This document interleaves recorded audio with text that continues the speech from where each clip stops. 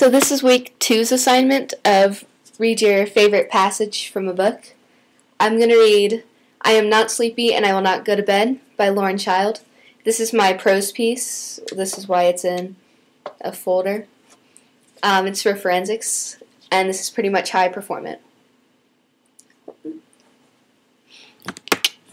There we go. I have this little sister named Lola. She's small and very funny. Sometimes I have to keep an eye on her, and sometimes Mom and Dad ask me to try to get her off to bed. This is a hard job because Lola really likes to stay up. I am not sleepy and I will not go to bed by Lauren Child. Lola likes to stay up coloring and scribbling and sticking and wiggling and bouncing, but most of all, chattering. Usually when I say, Lola, Mom says it's time for bed, she says, no, I am not sleepy and I will not go to bed. I say, but all the birds have gone to sleep. She says, but I am not a bird, Charlie. But you must be slightly sleepy, Lola, I say.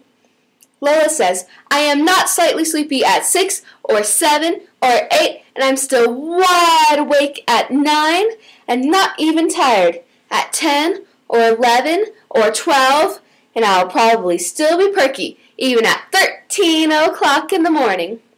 Lola says she never gets tired. One night, I say, but if there's no bedtime, then there can be no bedtime drink, and it's pink milk tonight. Lola really likes pink milk. Are you sure you don't want to go to bed? But Charlie, says Lola, if I have pink milk, the tigers will want pink milk too. Tigers? I ask. What tigers? The tigers at the table, Charlie. They're waiting for their bedtime drink. Tigers get very cross if they have to wait. So I make pink milk for Lola and 3 tigers. Then I say, let's go brush our teeth.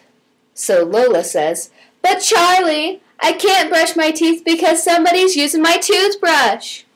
But who would use your toothbrush? I ask. Lola says, I think it's that lion. I saw a lion with my toothbrush, and now he's brushing his teeth with it. But is it that your toothbrush, Lola? I ask. Oh, says Lola, he must be using yours.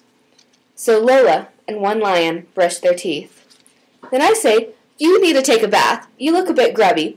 Who says? Says Lola. Mom does, I say, and she's coming to check in 1 minute. And then what do you think Lola says?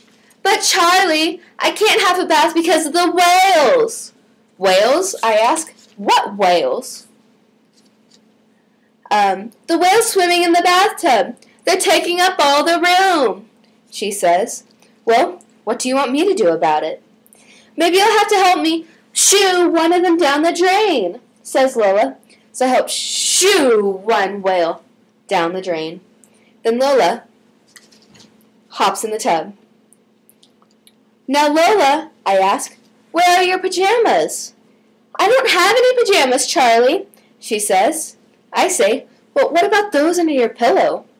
Those are not my pajamas, says Lola, shaking her head. Oh, no, those pajamas belong to the 2 dancing dogs.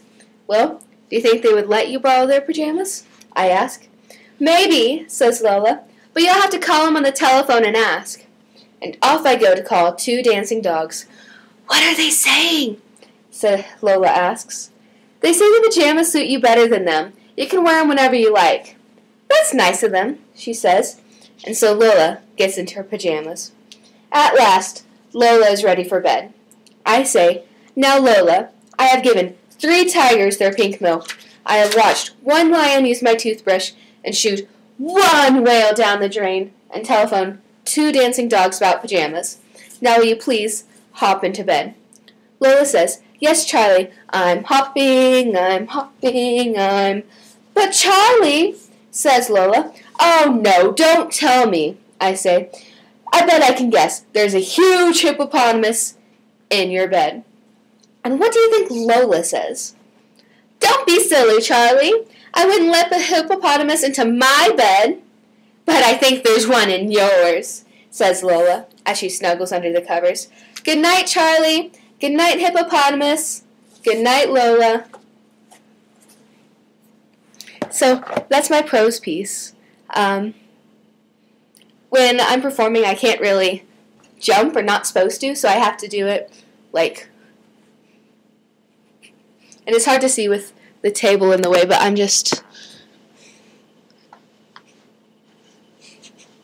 I don't like how that looks, I'm sorry.